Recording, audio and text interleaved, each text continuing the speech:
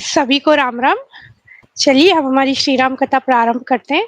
सबसे पहले मानसिक भक्ति करते हुए राम दरबार की छवि को अपने मन में देखते हैं।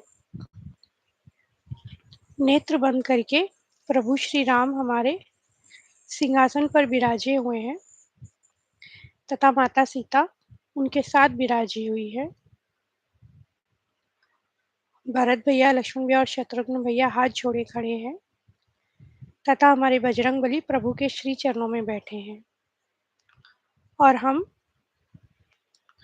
हाथ जोड़कर प्रभु के श्री चरणों में नतमस्तक करते हुए उनसे निवेदन करते हैं कि हम पर अपनी कृपा हमेशा बनाए रखें तथा हमें आशीर्वाद दें कि हम सफलतापूर्वक श्री रामचरितमानस का यह पाठ संपूर्ण कर सकें।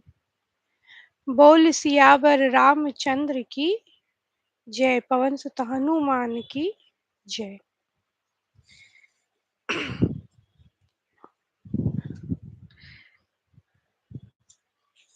तो कल हमने देखा कि रावण जो था अब वो मारीच के पास आया है कि एक सोने का मुर्ग बन जाओ जिससे कि मैं सीता का हरण कर सकूं। हालांकि मारीच ने बहुत समझाया कि वो नॉर्मल नर नहीं है, वो नॉर्मल मनुष्य नहीं है, वो तो ईश्वर का रूप ही है साक्षात।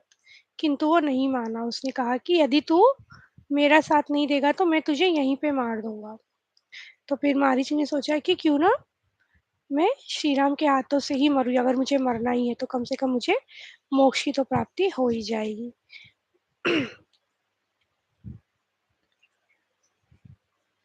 अब जैसे ही वो हिरन सीता जी के आमने, मतलब हिरन बन गया, अभी डियर बन गया। कौन? मारीच।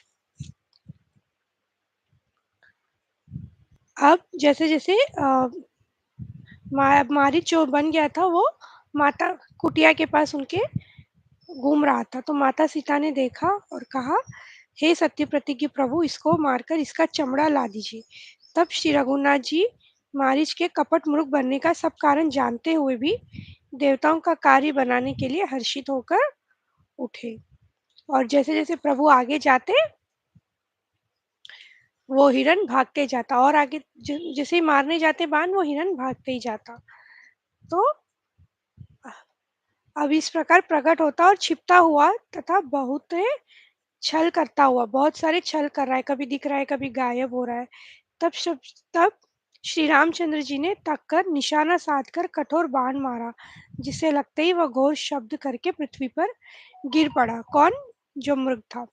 पहले लक्ष्मण जी का नाम लेकर उसने पीछे मन में श्री राम जी का स्मरण किया तथा श्री राम जी का स्मरण करने की वजह से वह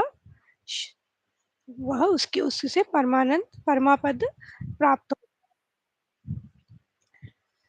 क्योंकि वो पद जो मुनियों को भी इतनी आसानी से नहीं मिलता, उसको मारीच को मिल गया, क्योंकि उसने प्रभु के हाथों से बाण उसे मारा गया था तथा प्रभु का नाम उन्होंने लिया था।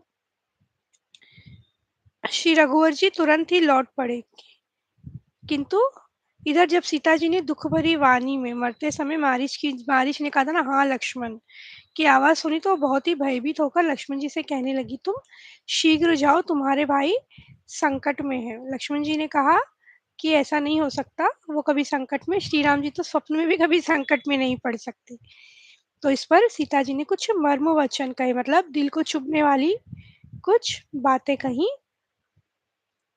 तब भगवान की प्रेरणा से लक्ष्मण जी का मन भी चंचल हो उठा और वे श्री सीताराम जी को वन और दिशाओं के देवताओं को सौंप कर श्री सीता जी को वन और दिशाओं के देवताओं को सौंपकर वहां चले, जहां रावण रूपी चंद्रमा के लिए राहु रूप श्री राम जी थे। रावण सूना मौका, अब जैसे ही लक्ष्मण जी वहां से हटे, रावण सूना मौका देखकर सन्यासी के वेश में श्री सीता जी के पास आ गया। जिससे तो और ये कौन है? रावण, तो जिससे तो सभी देवी देवता भी डरते हैं, इतना डेंजर है ना ये रावण। और ये आ गया सीता माता के पास। कैसे आया? एक साधु के वेश में आ गया। और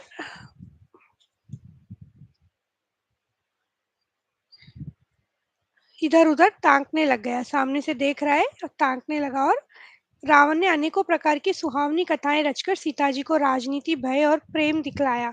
सीता जी ने कहा, हे यति गोसाई सुनो, तुमने जो दुष्ट की तरह वचन कहे हैं, तब रावण ने अपना